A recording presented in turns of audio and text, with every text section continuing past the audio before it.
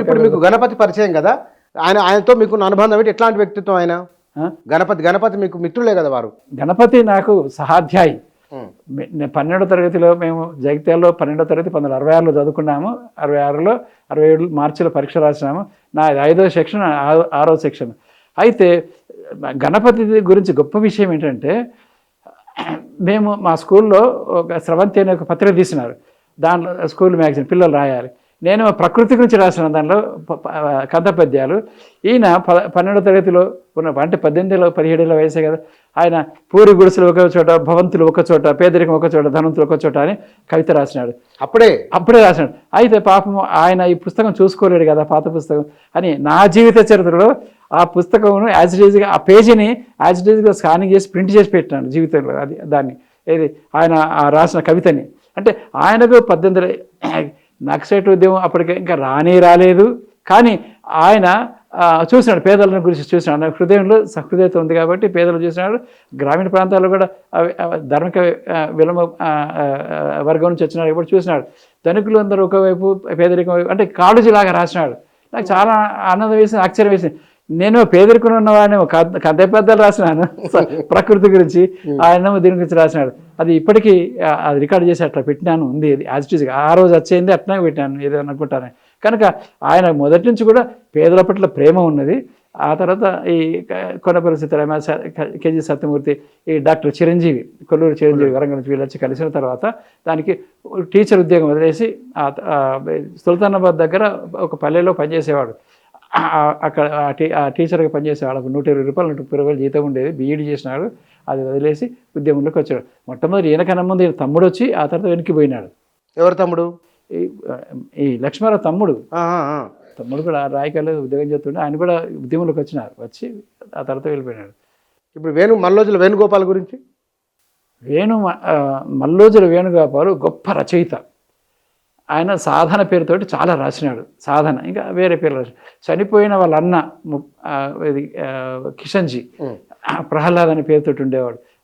మల్లోజుల కోటేశ్వర పేరు, కోటి అని పిలిచేవారు. అయితే ఆయన కూడా గొప్ప రచయిత, గొప్ప సాహితీవేత్త.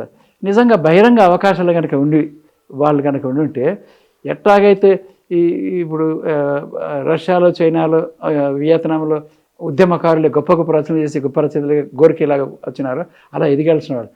ఆయన అప్పటికి కూడా 2 నవలలు రాశాడు. ఒక పెద్ద కథ రాస్తే దానికి మంచి నవలగా మార్చి మల్లోజుల వేణుగోపాల్ రాసిన అరుణతారలో నేను అచ్చు వేసినాను.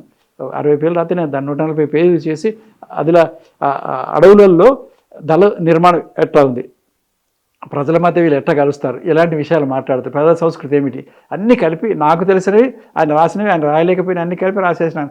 అది అడవిలో అన్నలు అనే పేరు మీద వచ్చేసినాను. ఆ తర్వాత పుస్తకం వేసేటప్పుడు దానికి సరిహద్దు అని పేరు పెట్టినాడు. ఆ తర్వాత రాఘోన్ అనే నవల రాసినాడు. దాని మీద 2 సంవత్సరాలు బాలగోపాల్ గారి ఇతరులు గారు అందులో ప్రతిపాదించినాడు అసలు ఉద్యమంలో ఏముండాలి, ఎట్లుండాలని. దాని పేరు రాఘో నవల. కథలు కూడా చాలా రాసినాడు. గొప్ప సాహితీవేత్త. ఆయనను మలిచింది, ఆయనకు ఈ సిద్ధాంతాల గురించి మామూలుగా జనరల్గా పుస్తకాలు చదివి ఇచ్చింది ఎవరు? మన సాహితీవేత్త నిజాం వెంకటేశం. అప్పుడు పెద్దపల్లిలో ఎలక్ట్రిసిటీ డిపార్ట్మెంట్ పనిచేస్తుంటే ఈ కోటేశ్వరులకు వీళ్ళకి అన్నీ అప్పుడు పుస్తకం కొత్తగా కనపడుతుంది, బాగుంది కదా అని అడిగిన పుస్తకాలకు కొనుకొచ్చి ఇస్తుండేవాడు.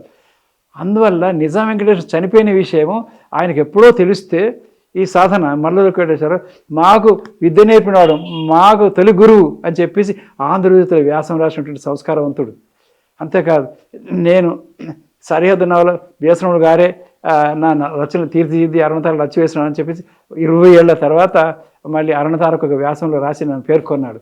అంటే సాహిత్య హృదయం ఉన్నటువంటి వాళ్ళు, ప్రజల పట్ల కమిట్మెంట్ ఉండి ఏం చేస్తే బాగుంటుంది, అరే ఇంతమంది చచ్చిపోతున్నారు, ఎట్లా ఏం చేస్తే బాగుంటుంది, వాళ్ళకి పునరాలోచన జరిగింది. ఎందుకంటే 40 ఏళ్ళు 70 ఆయన కూడా కొందరు అంటున్నారు కదా 40-70 ఏళ్ళు పనిచేసిన, మరి ఆయన కూడా కొందరు విమర్శ చేస్తున్నారు కదా, వారికి ఏం చెప్తారు మీరు?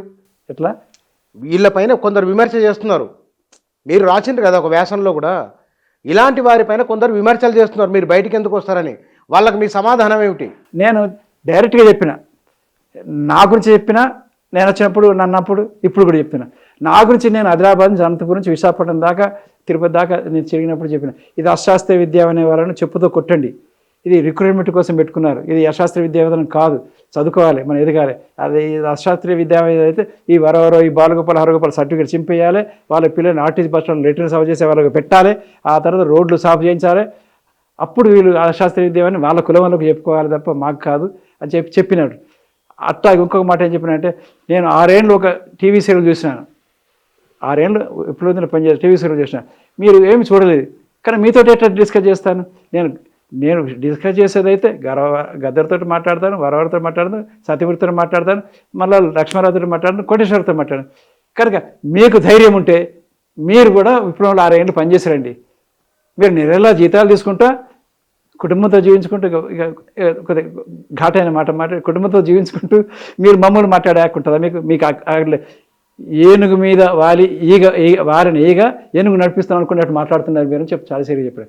ఇప్పుడు కూడా అదే జవాబు. ఎవరైతే పని చేయలేదో ఇప్పుడు మీకు దమ్ము ఉంటే మీరు పోయి పని చేయండి. మావోయిస్ట్ పార్టీ కాకపోతే కొత్త పార్టీ పెట్టుకుని పని చేయండి ప్రజల కోసం. మీకు విమర్శించే హక్కు ఎక్కడుంది? అంటే మీరు చప్పట్టు కొట్ట కూర్చుంటారా? మీరు వేరే వాళ్ళు పనిచేస్తుంటే ప్రాణాలు పోతూ ఉంటే మాకు కష్టమవుతుందని అంటే ఇంకా చేయి అని చెప్పి నీ లోపల ఉన్నది క్రూరత్వం కదా, షాడిజం కదా, భూస్వామి తత్వం కదా. భూస్వామి వెనకట వీపుల మీద బండలు పెట్టినాను అన్నాను, వంగబెట్టి నువ్వు మాట్లాడేది ఏంటి? ఈ మధ్యతరగతి సానుభూతి పరుల మీద, విద్యావంతుల పేరు మీద, మేధావుల పేరు ఇంకా చెయ్యి. ఎంత ఘోరమైన మాట, ఎంత పెద్ద షాడిజం. మంది పని చేయాలి. నువ్వేమో భార్య పిల్లలతో నెల జీతం తీసుకుంటావు, లేదా జర్నలిస్ట్కి పని చేస్తావు, విలేకరు పని చేస్తావు, రచయితకి పని చేస్తావు, ఇక కవిత్వం రాస్తూ ఉంటావు. చచ్చిపోతే ఒక కవిత్వం రాస్తూ ఉంటావు. నేను ఈ మాటని 1995లోనే రాసినాను. 95లో రాసి 30 ఏళ్ళ కింద కథ రాసి వీళ్ళు ఎవరైతే చెప్తున్నారో వీళ్ళు చచ్చిపోతే కవిత్వం రాద్దాం అనుకుంటారు, ఉపన్యాసం ఇద్దాం అనుకుంటారు, ఆ చచ్చిపోయిన వాళ్ళ పేరు మీద కీర్తి సంపాదించాలనుకుంటున్నారు. ఇది దుర్మార్గమైన వ్యవస్థ. ఆ పద్ధతి ఈ రచయితలు కానీ కళాకారులు కానీ. ఇప్పుడు మిగిలిన ఎవరు? పాటలు పాడేవాళ్ళు మిగిలిన, జర్నలిస్టులు మిగిలినారు. ఎవరు మిగిలినారు? పాటలు పాడేవాళ్ళు, జర్నలిస్టులు. ఇంకెవరు ఉన్నారా? సానుభూతుల పేరు ఏమనంటే ఇంకా చేసేదండి. ఇంకా 40 ఏళ్ళు చేశాను కదా, నువ్వు చేయొచ్చు కదా, నీ పిల్లలు పంపొచ్చు కదా. నువ్వు అమెరికాకు పంపిస్తే పిల్లల్ని, లేకపోతే జర్మనీకి పంపిస్తావు, లండన్కి పంపిస్తావు. నువ్వు జర్నలిస్ట్గా ఉండి ఇంటర్నేషనల్గా అవార్డులు తీసుకుంటారు. మీరు ఇంటర్నేషనల్ అవార్డ్స్ తీసుకుంటారు, జర్నలిస్టులు తీసుకుంటారు, పత్రికలు మీ ప్రభుత్వంతో కరచాలనం చేస్తారు, ప్రభుత్వ నాయకులతోటి ఎంత గొప్పగా ఉన్నదని చెప్పేసి అప్పుడప్పుడు పొగుడుతుంటారు. ఏంటి తమాషానా? ప్రజల కోసం విప్లవం చేస్తున్నాం, ప్రజలకు సేవ చేయడం కోసం చేస్తున్నాం. అరే కష్ట అసలు వాళ్ళు అడవులకు పోవడే తప్పన్నవాని నేను. ఎందుకంటే ఇక్కడ ఉస్మాన్ యూనివర్సిటీని వదిలేసి, కాకతీయ యూనివర్సిటీని వదిలేసి, సింగరేణిని వదిలేసి, ఆర్టీసీని వదిలేసి, ఇక్కడ ప్రజలను వదిలేసి ఇక్కడ నేను అడిగిన 1987లో లక్ష్మణరావుతో, ఇది గణపతితో, మనము 1972 నుంచి నిర్మాణం చేసుకుని కనీసం 77 నుంచి మనం జగిత్యాల ప్రాంతంలో, కరీంనగర్ ప్రాంతంలో విప్లవం నిర్మాణం చేసినాము. అక్కడ ఏమీ లేకుండా అయిపోయింది. ఎట్లా అంటే 30 ఏళ్ళు కూడా వర్తగా కావచ్చు అని అన్నాడు. 30 ఏళ్ళు కాదు, ఇప్పుడు 40 ఏళ్ళు లేదు, మళ్ళీ పోగలిగినామా మనం జగిత్యాలకి?